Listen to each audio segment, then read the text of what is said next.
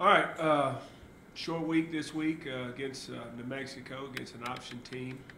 Yesterday we came in and finished the game against Nevada, cleaned up some things, went out and had about an hour practice under the lights. You know, it was good to get a win. There were a lot of things we needed to correct, but we corrected them and put our focus toward this game. New Mexico is a talented football team that has experience coming back. Coach Davey has done a really good job there the last few years. They're an explosive offense with an experienced quarterback. Defensively, they're going to give you some problems because they will pressure you, and you've got to be right on your assignments. And like I told the guys yesterday, offensively and defensively, it's going to be an assignment football game. You know, when you're playing the option, you've got to be in the right spot at the right time. You've got to play your gap. You've got to play your assignment. Same thing for us offensively and picking up their blitzes and getting a hat on the hat in the run game. You know, short week, missing a day of practice is going to be a little bit difficult when we're playing the option, but I feel like we've got a good plan, and it's up to our guys and our coaches to get ready to play Friday night at 8:15. Are there some things you can borrow from what you did last year against them that'll help you defensively this year? Well, yeah, and I think a lot had to do with that was playing Air Force the week before. You know, going against an option-style team 2 weeks in a row. Now they're different than Air Force. They will put the ball in the air more. They'll do more traditional sets than what Air Force does. But playing against that kind of offense 2 weeks in a row definitely helped us. Now we've got, you know, one less day to prepare for New Mexico on the road. Will be a little bit difficult, but obviously we'll use the film, you know, from last year. We'll use film from people that have played them and defense them well, and we'll come up with the best plan that we feel suits us and our personnel to have a chance to slow them down. Mike, you talk about this short week coming up. How does that affect your mindset, you know, as a coach, as players? Is that, do you want to see your players, you know, put a little more effort into these short practices? Yeah, I mean, last night was a little bit not as intense as a normal Monday because we finished the game so late against Nevada. Time I got home, it was after 2 o'clock, and our players got home late. So, you know, yesterday was more just introducing what we were doing against them, offense and defensively, and special teams. It was not high tempo. We were in helmets only. So that's a little bit of a concern. Today's going to be a little bit of a concern, you know, because this is like a Tuesday, but they don't have as much recover time as they normally do when you play a game on Saturday and you don't play or practice really physical until Tuesday. So we've got to be smart today with it, but at the same time, we've got to line up and we've got to go against their looks offensively and defensively at a fast tempo. It concerns me a little bit too with our scout team, being able to, you know, show the looks as fast as possible, especially running the option type stuff. I thought we got a good jump on that last night with our scout team offensively. They'll get pulled from their meetings today and get a little bit extra work. So hopefully we can come. You're never gonna be able to effectively do exactly what they do as fast as they do, but we hope we can get a really good look at that. Justice McCoy will play quarterback for us. We've got enough backs, scholarship backs that will rotate down there that hopefully will give us some good looks. But, you know, it's a concern. They're on a short week too. You know, they were on the road Friday night and come back, and they're on a short week. So, and at the same time, as an offensive play caller, you've got to limit what you do offensively. One, because it's a short week, and two, because you're going against an option team. So your number of snaps are going to go down because their time of possession is usually, you know, you'll get 1 or 2 less possessions. So our game plan will not be as big because we're playing New Mexico this week. You mentioned Lamar Jordan as an experienced quarterback, but they've had a kind of a quarterback shuffle this week, and last week they played 2. Does their offense change when it's not him? Well, it changes a little bit. They, you know, a little bit like the kid from Colorado, Apodaca. Is that how you say it? Apodaca. You know, throw it a little bit more, some traditional sets.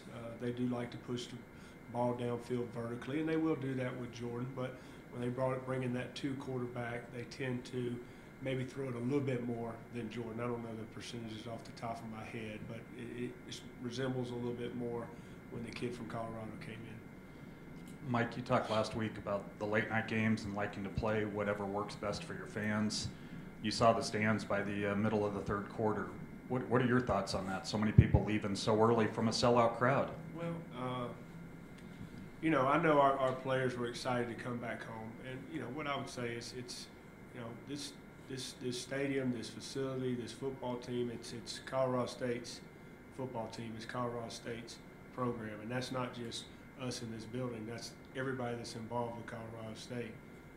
They don't want to stay and support their program. That's up to them. No, what's tough is, you know, getting balls thrown over your head and being down 11 in the second half. That's I didn't notice the crowd. Now, somebody, you know, when you put, I don't know if it was you or Bro Hart or Matt Stevens that took the picture and put it on Twitter, and then I saw the crowd, but I wasn't concerned about that. We were down 11, and I was worried about winning the ball game. Mike, with New Mexico's offense, you can't really key in on one rusher. Does that affect, you know, your preparation a little bit? Well, it's when you play an option team, it's assignment. You know, you got to be worried about the dive back, you got to worry about the quarterback, you got to worry about the pitch back, and then you've got assignments when they like to throw the ball over your head. So it's not keying on trying to stop, you know, one guy. You've got a guy responsible for the dive, you got a guy responsible for the quarterback, you got a guy responsible for the pitch back. You know, and the things that they do are, you know, they have the traditional option and stuff, but then they do so much other stuff off of it. It's assignment. And, you know, I told our team yesterday, we got to be, you know, we got to be more disciplined in our technique. You know, last week it was, you know, in the passing game and some of our coverages. This week it's going to be in the run game. So it's still about discipline. But, you know, I feel like we're in a good place. I feel like we understand when we don't do things correctly, we can get exposed, you know, because when you do them correctly, you can still get exposed. You know, guys, the other teams have good players too, and they're allowed to make plays. You know, sometimes we feel like guys aren't allowed to make plays on the other team, but they do. But when you don't do things right, that's what, you know, you get frustrated as a coach. You know, when you're not playing the proper leverage in a coverage where you get frustrated. So this week it's going to be about playing our assignment. The guy's got the dive, he's got the dive, he's got the quarterback, he's got the quarterback. You know, put your eyes in the right spot. You know, be disciplined. You hear coaches always talk about eye discipline.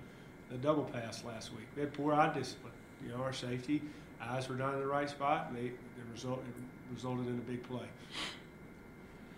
Is that what somewhat concerns you, is that some of the mistakes that you and your players talked about that were made in Saturday's game were assignments, technique, discipline? Is that what you fix more, just the idea of the discipline than the actual itself, considering the style of defense you have to play this week? Yeah, it's more of you got to do your job, and you got to understand your job within a defense. If you don't, then that's when you can get exposed.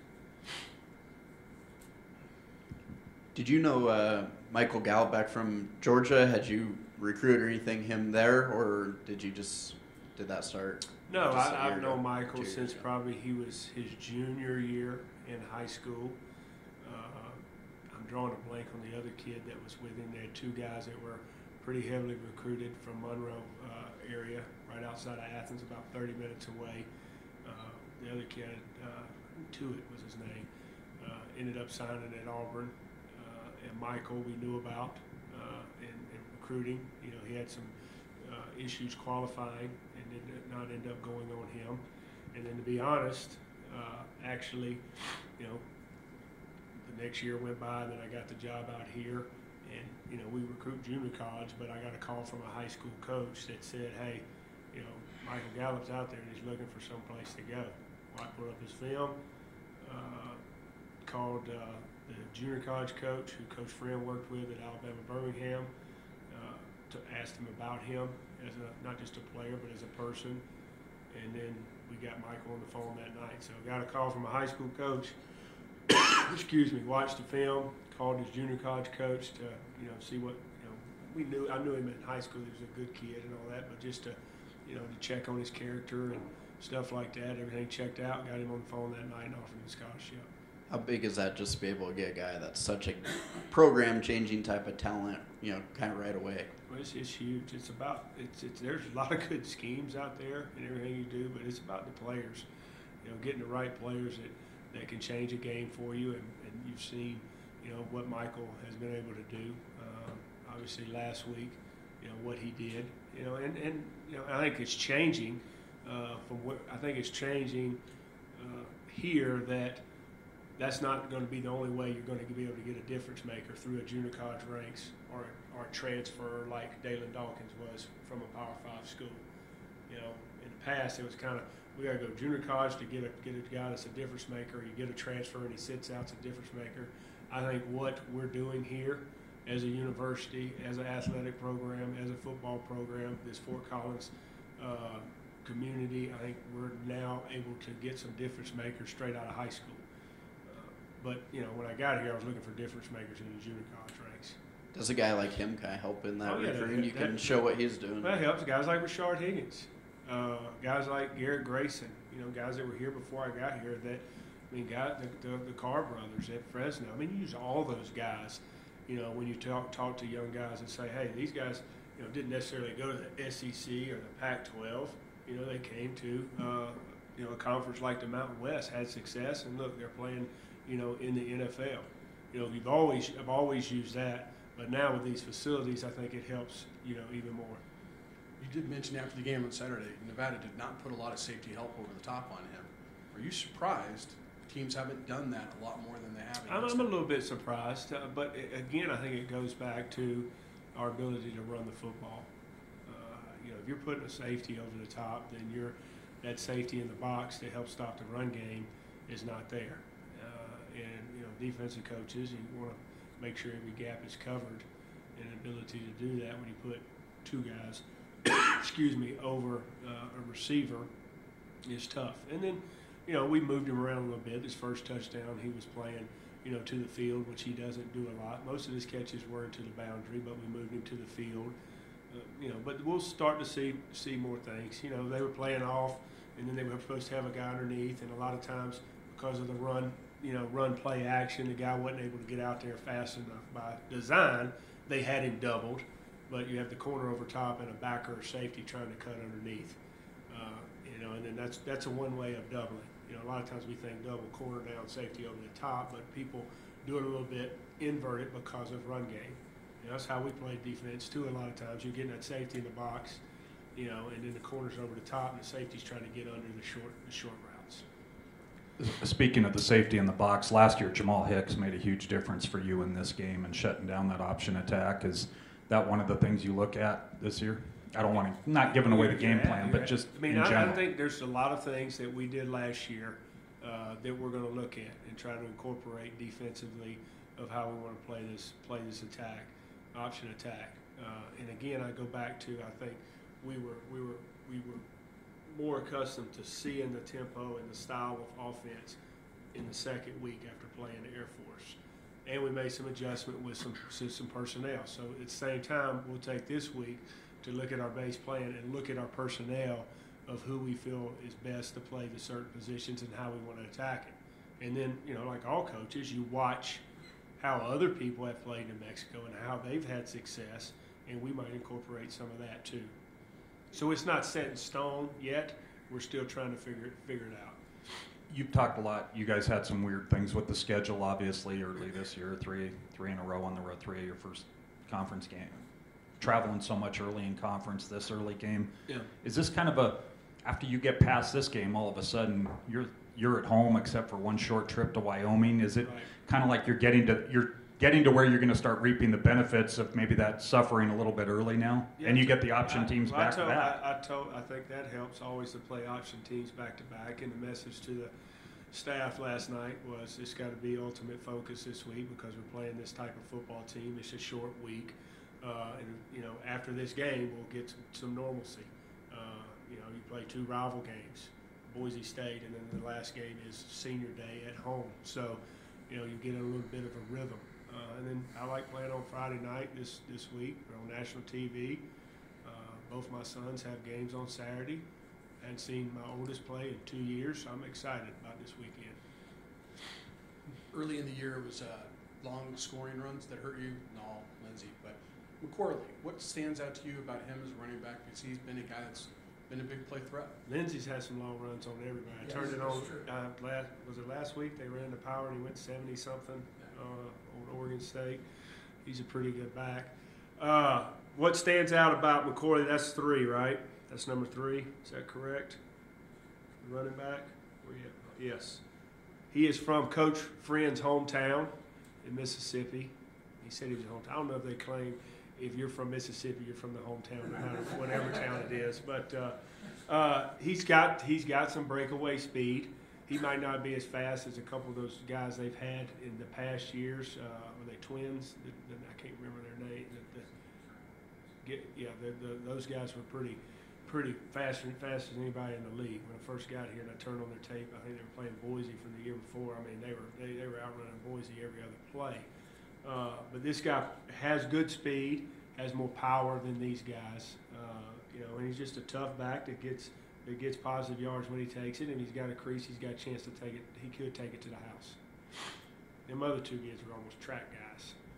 Thank you. Is that it?